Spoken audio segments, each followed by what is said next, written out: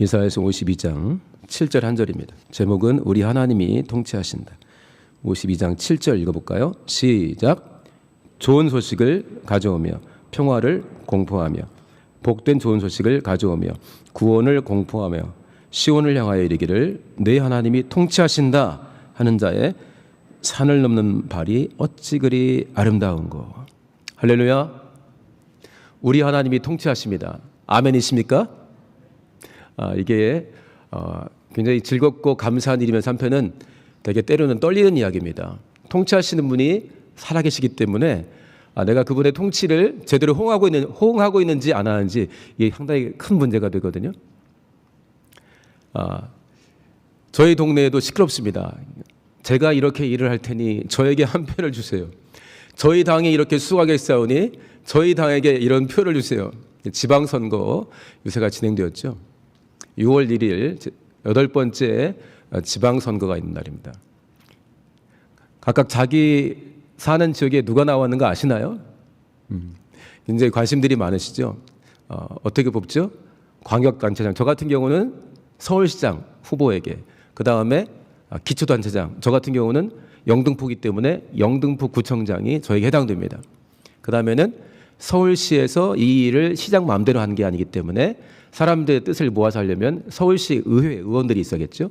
이분 뽑는 것이 있고, 그러면 서울시 의회 의원 중에 몇 명이나 이 당의 사람들이 더 들어갔으면 좋겠냐는 정당 투표, 그래서 얻은 득표율만큼 또 이제 후보가 더 추가로 들어가기도 합니다. 그 다음에 저 같은 경우는 이제 기초단체장이 영등포니까 영등포 구청장이 되겠죠. 그럼 영등포 구청에는 영등포 구의회가 있습니다. 그 구의회 후보들이 또 나와 있어요. 또 마찬가지로 여기서도 구의회 의원들 중에서 어느 당의 사람을 조금 더 많이 뽑아주게 할 것이냐, 그건 또 당을 투표하게 되어 있습니다. 그다음에 교육감 선거도 있죠, 같이. 그러니까 총 아마 7개 정도의 그 도장을 찍어야 됩니다. 마음의 준비들을 하셨나요? 저희 지역에는 그 구의회 의원으로 무려 20대의 대학생이 나왔어요. 그래서 제가 야, 몇 살이야? 29은 됐나 했더니 20대 초반인 거예요. 이게 뭐야 했더니 아직 군대도 안 갔다 왔는데, 군대 면제가 아닙니다. 군대를 안 갔다 왔는데 제가 한번 이 일을 해보겠습니다 하는 거예요. 저희 집에 그분보다 나이가 많은 대학생들이 둘씩이나 있는데 그보다 더 나이 어린 사람인데 제가 한번 해보겠다고 나온 거거든요. 생각을 여러 가지로 해보게 됩니다. 어떤 분들이 당선되어서 각각의 자치단체에서 영향력을 행사하느냐에 따라서 뭐 다양한 결과들이 나오겠죠. 그런데 제가 굉장히 많은 게 왔어요. 보기도 힘들어요. 근데 그대로 된다면 너무너무 좋겠다는 그 공약들이 참 많고 꿈도 다양했습니다. 굉장히 수고해야 될 직분들인데 그렇게 열정적으로 참여하면서 하겠다는 사람들이 많은 걸 보니까 저도 감사했고, 저도 이제 한 표를 행사해야 되니까 기도하면서 6월 1일 날 투표할 준비를 하고 있습니다. 큰 광역단체의 장은 전국적으로 알려져 있습니다. 아주 작은 기초단체장의 후보는 그 동네에서도 모르는 사람이 많습니다. 기초단체에서 유력하게 일을 하다가 조금 더 큰 곳으로 왔다가 좀 더 유력한 일들을 하면서 하게 되죠. 근데 우리 하나님은 어떻습니까? 시장할 만한 영혼, 기초단체의 의회 의원 할 만한 정도의 영혼을 가려가지고 시장할 만한 영혼에게는 23시간 정도 들어가 계시고, 이름 모를 기초단체의 의회 의원에게는 한 30분 정도 들어가시고, 이 사람은 내가 돕는데 저 사람은 내가 상관없이 너희들이 알아서 도와 하지 않으시고, 남녀노소 구분 없이, 전에 어떻게 살았는가 구분 없이 예수 그리스도의 은혜를 사모하고 의지한 자가 구할 때 우리 성령께서는 각각의 심령에 들어와서 역사하십니다. 할렐루야. 이게 얼마나 감사합니까? 제가 이제 5월의 마지막 주일이구나. 그런데 6월이 이어져 있어요.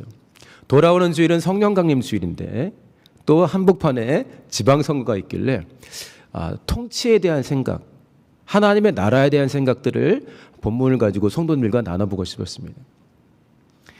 나라에도, 우리나라에도 유명한 정치인들이 또 있죠. 통치자들이. 전 세계적으로 또 유명한 사람들이 있습니다. 어린아이 할 것 없이 전 세계적으로 가장 유명한 훌륭했던 정치가가 누구냐면 항상 나오는 사람 중에 한 사람이 누구죠? 링컨 대통령입니다. 그 다음에 유럽에서나 세계적으로 굉장히 유명했던 총리가 한 사람이 있습니다. 한번 보여줄까요? 누굽니까? 네. 앙겔라 메르켈이라는 독일 총리였습니다. 됐습니다. 저분은 타이틀이 여러 가지 있습니다. 최초라는 직함이 여러 개 있어요. 독일에서 최초의 여성 총리, 독일 총리 중에 최연소 총리, 독일 총리 중에 16년이나 가장 오래 총리를 한 사람. 그리고 마무리 짓고 떠날 때 지지율이 약 65% 가량 됐었습니다. 굉장히 많은 영향력을 끼친 사람이죠. 누군가 기자가 물었어요. 당신 참 훌륭한 정치인인데 50년 후에 누군가가 당신을 위해서 기록을 한다고 해보자. 어떤 말이 꼭 들어갔으면 좋겠느냐 하니까 영어로 대답을 했는데 She tried. 그녀는 최선을 다했다. 그녀는 노력했다. 넣어달라는 거예요. 굉장한 많은 노력들을 했죠. 물론 관점은 다르긴 합니다. 또 우리한테는 많이 알려지는 않지만 그 우루과이에 또 유명한 대통령이 있었습니다. 한번 보여줄까요? 네, 됐습니다. 할아버지가 우리에게 손짓을 하고 있네요. 내려주세요. 호세 무카비라는 대통령입니다. 뭐 게릴라 나라가 시끄러울 때는 무력 항쟁까지 했던 분이신데 저분은 다른 것보다도 대통령 재임 기간에 세상에서 가장 가난한 대통령으로 유명했습니다. 흥청망청 돈을 쓰는 게 아니라 거의 수익의 대부분을 더 가난한 사람들에게 기증한 거죠. 자신은 아주 가난하게 살았던 그 대통령인데 저분도 퇴임할 때 약 지지율이 65%에 가까웠습니다. 우루과이에서. 한 말 중에 저한테 많이 남아있는 말이 있어요. 내 마음에 정원이 있다. 참 많은 걸 심었다. 그러나 증오는 심지 않았다. 생각을 볼수록 내 안에서 증오를 키우는 것은 어리석은 일이었다. 많은 젊은 세대가 성공하기를 원한다. 성공은 남을 이기고 잘 되는 게 아니라 자신의 꿈을 가지고 노력하다가 넘어질 때 다시 일어나는 것이다. 참 훌륭하지 않습니까?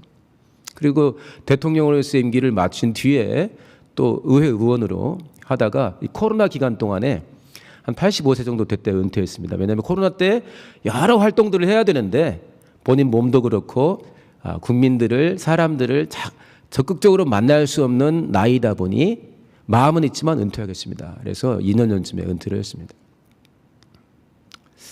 선거를 치르기도 했고 또 이번 주에 선거를 앞두고 있는데 누가 어떤 영향력을 끼치는가는 참 소중하고 중요합니다. 그래서 우리들이 많이 노력을 하고 있죠.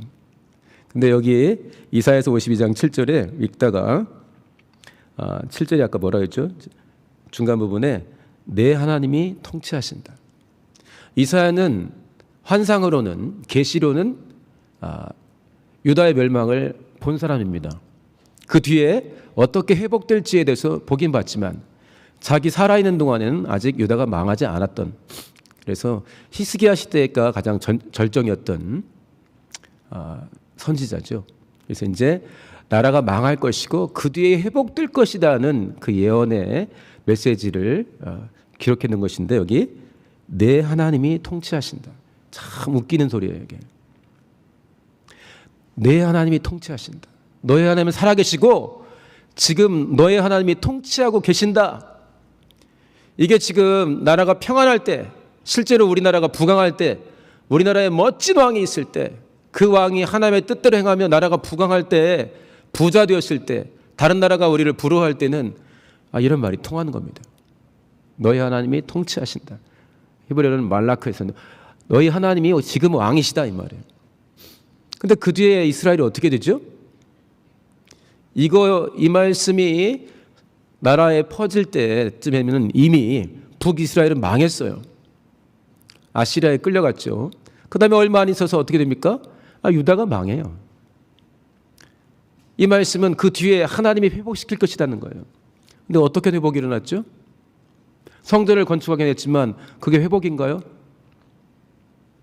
그 뒤에는 바산, 페르시아라는 나라에 또 지배를 받습니다.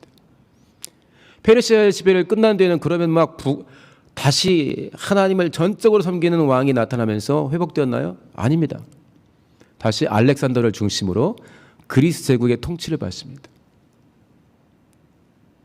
엄청난 핍박과 환난을 겪죠. 그 다음에 어떻게 됩니까? 드디어 하나님이 우리를 통치하신다가 아니라 그리스 제국 다음에 누가 통치했죠? 우리 잘 아는 것처럼 로마가 통치합니다.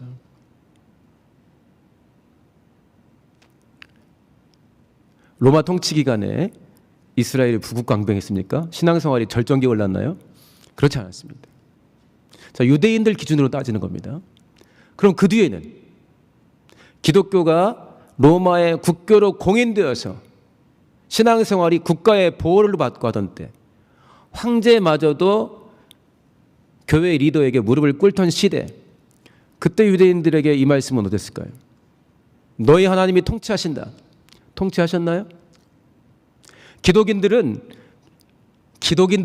그렇게 많은 핍박을 받던 기독인들에게는 기독교가 로마의 국교가 되면서 천년왕국이 왔다고 할 만큼 겉으로는 많은 자유를 드렸습니다. 그러나 신약 성경에서 예수님을 죽인 민족이 어느 민족이죠? 한민족, 유대인, 어디입니까? 유대인들이에요. 그러니까 유대인들이 기독인들이 아주 강력한 영향력을 행사하던 때, 신약 성경이 만들어지고 많은 사람들이 예수 그리스도의 공생애를 읽고 할 때 얼마나 눈에 가시처럼 보입니까? 그래서 자세히 한번 책들을 찾아보면 유대인들이 1000년, 2000년 가깝게 엄청나게 사회에서 소수자로 배제당하고 핍박을 당합니다. 그 아주 극렬한 예는 2차 대전 때 히틀러에 의한 박해였죠. 그러니까 그러면 유대인들은 이 말씀을 어떻게 볼까요? 많은 유대인들이 신앙을 버려버리고 그들의 성경이라 하는, 우리는 구약성이라 하지만 유대인들은 히브리 성경이라고 합니다. 히브리인들의 성경 다 찢어 발기고 없앴습니까? 아주 왕성합니다. 지금도 하나님이 어떻게 자신들을 다스리고 계신지를 본인들은 나름대로 인정합니다. 근데 이 본문을 오늘 저희가 좀 살피기로 원하는데요. 우리가 만약에 유대인이라면, 우리는 기독인이기 때문에 이 예언의 말씀이 예수 그리스도를 통해서, 사람들이 원하는 방식은 아니었지만 예수 그리스도를 통해서, 그리고 성령이 강림하셔서 우리 가운데 우리를 이끄심으로 말미암아 엄청나게 놀라운 수준으로 응답됐다고 우리는 감사하겠지만, 그들은 그렇지 않겠죠. 지금도 왕으로 최고의 통치자로 올 메시아를 기다리고 있습니다. 근데 우리가 생각해 보고 싶은 건, 제가 오늘 생각해 보고 싶은 건 이겁니다. 정말 유명한 통치자들이 각각의 나라마다 있고, 아까도 3명의 통치자 이야기를 했고 지방선거 이야기를 했는데, 하나님이 지금 우리 각각의 심령과 우리 집안과 우리 교회와 우리 대한민국과 전 세계를 다스리고 계신 게 맞나요? 맞습니까? 그래요, 진짜? 예. 많은 사람들이 세상이 미쳐 돌아간다고 하지 않습니까?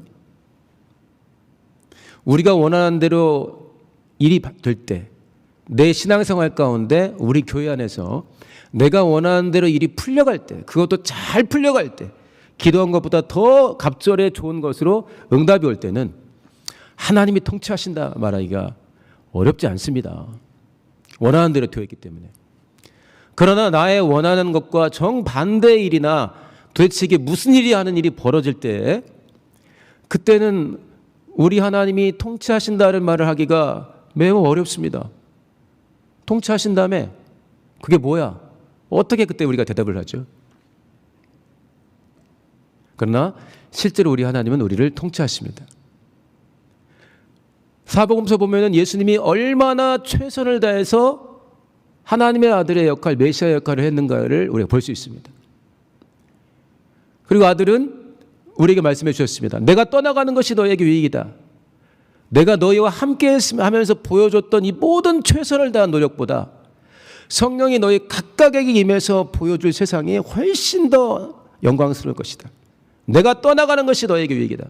가면은 약속대로 내가 또 다른 보혜사를 너희 심령에, 너희에게 각각에게, 남종에게도 여종에게도, 사람 취급하지 않았던 그 사람들에게도 누구에게나 상관없이 부어질 것이다. 그래서 성경을 읽고 곰곰이 생각하면 우리가 지금 겪고 있는 통치는 너무너무 영광스러운 통치입니다. 더구나 잘나서 잘 못난 사람을 이해 못하는 리더가 아니라 가장 연약한 사람의 상태까지도 구체적으로 직접 살피시고 말로 안 될 때는 몸으로 안 될 때는 목숨을 내어주어서 맨정신으로 안 될 때는 통곡하면서 우리에게 가까이 다가오시는 왕이 우리 구주 예수이시고 성령 하나님이십니다. 할렐루야.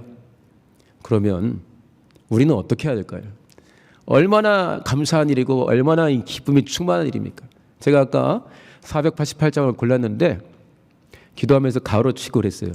하나님이 지금 우리를 통치하시니, 하나님이 사랑으로 우리를 다스리고 계시니, 하나님이 우리 인생에 선을 이루고 계시니, 그러니까 이 내용을 내가 찬송으로 고백할 수가 있겠습니다 하고 488장을 골랐습니다. 내 영혼에 햇빛 비치니, 먼 훗날 내 인생이 잘 풀리고 우리나라가 내가 원하는 모습을 갖춰갈 때 부르겠습니다가 아니라 지금 하나님이 통치하시니까 나는 오늘 이렇게 노래합니다.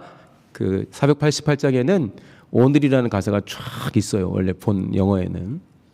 하나님이 통치하시니, 우리 하나님이 통치하신다. 할렐루야. 각각의 정치적 입장이 많이 다르시죠? 그러니까 본인이 응원하는 사람들의 정치적인 행보가 정해질 때 막 박수도 하고 어떤 분들은 막 한숨을 쉬기도 하고 하지 않습니까? 왜냐? 이 사람이 좋은 사람이니까, 저 사람이 정말 훌륭하니까. 서로가 다르지만 내가 볼 때는 A라는 사람이 최고야, 내가 볼 때는 B야, 아니야 C야. 그래서 막 지지하고 막 후원 헌금도 때로는 기도도 하고 본인이 원했던 사람에게 정치적인 어떤 일들이 실패로 돌아가게 되면 한숨을 엄청 쉬게 되죠. 그런데 세상에서도 열심히 해보겠다는 사람들이 끊임없이 나타나서 각양각색의 일들을 본인들 보기에 가장 좋은 일이라 하니까 감사한데, 우리 하나님이 살아계셔서 지금 손 놓고 계시지 않고 우리를 통치한다는 사실이 너무 감사합니다. 이게 아니면 얼마나 원망스럽습니까? 이게 아니면 얼마나 서럽습니까? 하나님 정말 나의 기도를 들으시는 게 맞나요? 내가 저 사람하고 비교해서, 우리 공동체가 저 공동체하고 비교해서 못하는 게 뭡니까? 왜 우리는 이렇게 오랫동안 방치하십니까? 우리는 우는데 저 사람들 희낙낙거리고 도대체 이게 뭡니까? 우리는 서자입니까? 예를 들어서 우리가 가진 피, 우리가 가진 예수의 피는 뭐 종류가 다른 피입니까? 얼마나 원망할 만한 일이 우리에게 많습니까? 여기에 현장에 몸을 가지고 자기 힘으로 나오신 분들 정도면은 굉장히 몸이 건강하신 편이죠. 거동이 굉장히 어려운 분들이 있어요. 연세가 많은 분들 뿐만 아니라 아주 건강한 청춘인데도, 나이 젊은 청춘인데도 몸과 마음이 많이 망가진 분들도 있습니다. 그 중에는 예수 믿는 사람도 많이 있습니다. 그가 하나님의 통치를 인정할 때 자신에게 임한 일을 어떻게 봐야 될까요? 나는 벌 받고 있는 거야. 어제도 어떤 분 만났는데 그 생각은 이제 정리했다 하는데, 생각지 않았던 병에 걸렸는데 막 드는 생각이 하나님이 나 혼내시나 이랬다는 거예요. 연세가 드신 분인데. 우리한테 그런 일이 많지 않습니까? 세상이 뜻대로 돌아가나요? 자식은 우리 마음대로 커갑니까? 내 심령은 계속 하나님의 나라입니까? 시간이 흐를수록 다른 영혼들이 계속 사랑스러워지시나요? 교회에 있는 다양한 소문들을 들을 때 항상 기도실로 가시나요?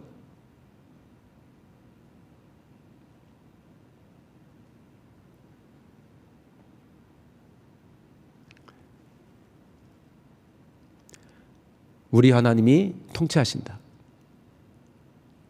너무나 전심으로 기뻐하고 감사할 만한 일입니다. 쉽게 말해서 지금 20대 대통령인데 제21대 대한민국 대통령 하나님 하면 막 난리가 아니지 않겠어요?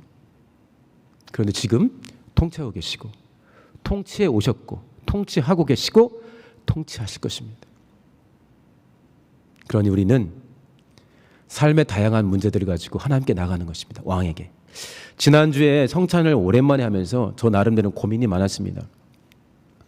성찬 키트를 사용하는 고민 말고요. 우리가 어떻게 하면 성찬이라는 것이 각각의 심령들에게 하나님이 원하는 만큼의 성찬이 될 수 있을까? 사도 바울도 고린도 교회에 보낸 편지에 고민이 많았습니다. 우리가 주로 읽는 고린도전서 11장 26절 이하. 내가 전한 것은 주께 받은 것이다. 그래서 주의사항을 줍니다. 합당치 않게 성찬을 하는 사람.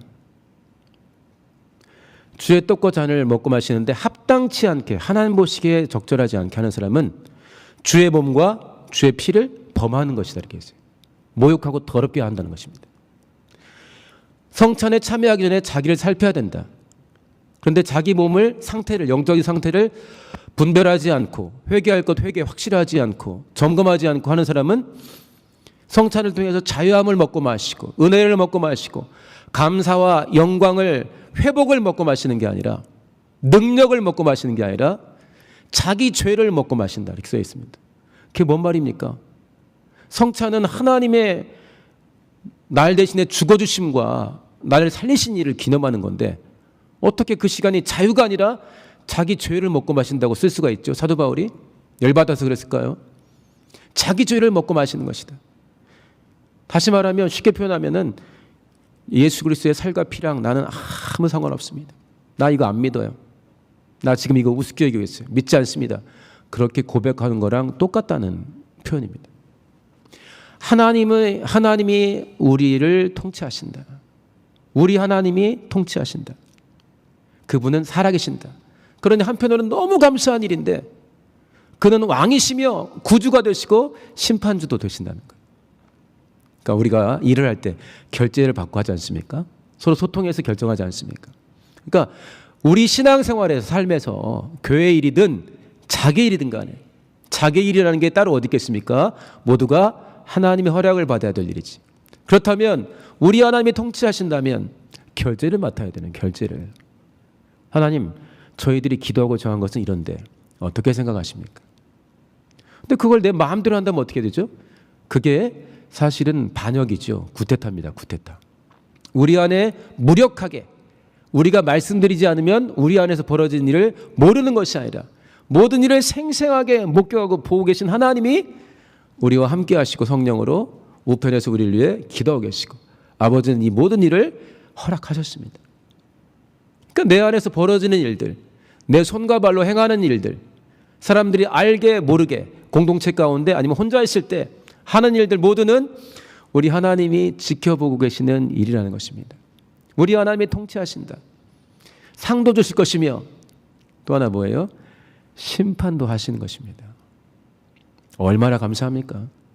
심판이라는 걸 알려주셔서 내 멋대로 살지 않게 하나님의 뜻대로 살고 있는지를 분별할 수 있게 우리를 인도하시니 얼마나 감사합니까? 만약에 성경에 제 멋대로 살들 만들면 아무 하나님이 상관없고 바빠가지고 일부는 아예 모르고 그런다면 우리 신앙생활 얼마나 복잡하겠어요? 몰래 끼리끼리 뭔가 할 수 있죠. 그러나 그렇지 않습니다. 자기도 몰랐던 내 안에서 나도 몰랐던 일을 하나님은 아시고 나중에 지적을 또 해주지 않습니까? 그리고 이 왕의 통치를 너무나 싫어하는 존재가 있습니다. 가만 놔두면 내 육체도 내 육체가 영광스럽게 되는 일을 싫어하고 깨어있지 않으면 세상 임금, 하나님이 멸하신 세상 임금이 내 손을 잡고 끌고 가는 일을 분별하지 못합니다.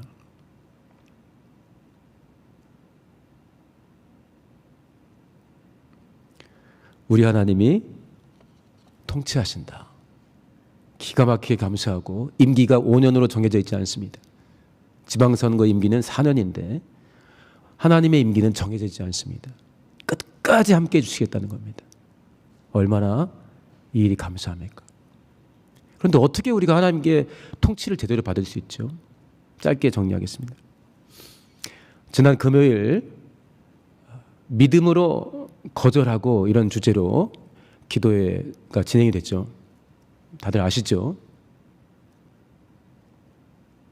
어떻게 해야 하나님의 통치를 분별하고 뜻을 분별하고 어떨 때는 원수를 대적하고 어떨 때는 하나님의 뜻을 위해서 내 생각을 거절할 수 있을까? 답은 우리가 좀 많이들 알고 계세요. 다양합니다. 각각 다릅니다. 그런데 전심으로 하나님께 정직하고 진정성 있게 나아가는 시간을 반드시 가져야 됩니다. 그래야 그 뜻을, 왕의 뜻을 분별할 수가 있습니다. 통치하시는 왕이 우리 지자체에는 안 오시고 1년에 한 번 정도 오시는 게 아니라 24시간을 나와 함께 하시는 통치자가 내 안에 계신데 그가 지금 나의 모습을 어떻게 보시는지, 내 생각을 어떻게 생각하시는지, 나를 통해서 이루고자 하는 것은 무엇인지를 묻고 기도하고 분별해야 됩니다. 그 시간을 가져야 하나님의 통치를 분별하고 실천할 수 있습니다. 또 하나 아까 했던 것처럼 원망이 가득 차오를 수 있는 상황이지만 그 상황을 내 마음대로 내가 스스로 위로하는 것이 아니라 하나님 입장에서, 하나님의 사정을 아는 입장에서 그 상황을 믿음의 눈으로 바라볼 수도 있는 것입니다. 또 하나 전심으로 기도해야 내 안에서 하나님이 커지십니다. 내 안에 왕이 계신데 허드렛 일 하는 종처럼 우리가 생각할 때도 있지 않습니까? 솔직히. 그러나 내 안에 계시니가 왕의 왕처럼 내 안에서 대접을 받으시고 그분이 커지시고 내 생각 참 소중하지만 그 앞에서 내 생각을 딱 내려놓을 수 있을 정도. 왕이 커질 수 있게 하려면 어떻게 해야 됩니까? 너는 나를 누구라 하느냐? 우리 하나님이 통치하신다 했는데 너에게 하나님은 누구냐? 물을 때 나에게 하나님은 누구신가? 그분은 어떤 분인가? 그거는 귀로만 들어서는 안 됩니다. 내가 하나님께 나가야 됩니다. 말씀을 차분하게 기도하면서 막 상고하고 붙들고 기도하고, 또 하나 하나님의 통치가 이루어지는 심령 되게 해달라고. 붙들 건 붙들고 거절할 건 거절하고, 나를 부인할 건 부인하고, 순종해서 적극적으로 나를 내어드릴 때는 내어드리고 하려면 어떻게 해야 됩니까? 내 안에 계신 왕이 하시는 명령이 내게 너무나 큰 영광스러운 복으로 들려야 됩니다. 그걸 해주시는 분이 성령이신데 성령의 충만을 우리가 받아야겠죠. 자, 우리 모든 성도님들 각각의 위치에서 성령 충만을 사모하고 계시죠?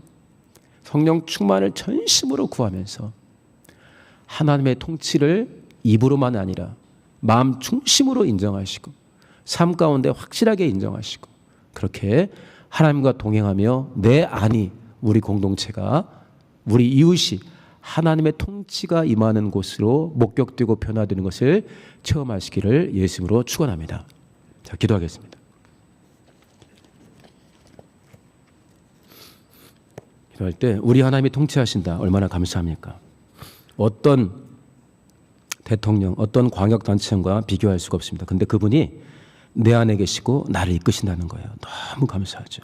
하나님께서 우리에게 큰 복을 주셔서 성령이 내 안에서 커지시고 예수의 말씀이 은혜와 진리가 내 안에서 법이 될 수 있는 상태의 성령 충만함인데, 하나님 아버지 나를 성령으로 충만케 하사 내 안에서 하나님의 통치가 이루어지기 원하나이다. 우리 예수여 말하시고 동서로 기도합니다.